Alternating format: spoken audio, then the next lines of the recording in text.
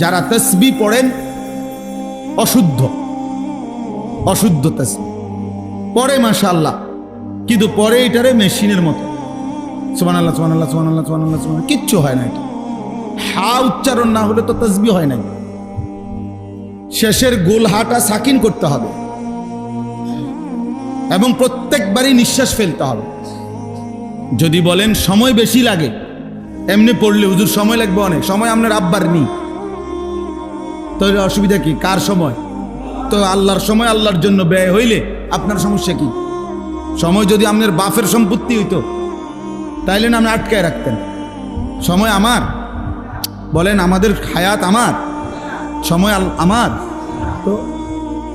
তো যার দেওয়া সময় তার জন্য বেশি ব্যয় হবে, অসুবিধা কোথায়?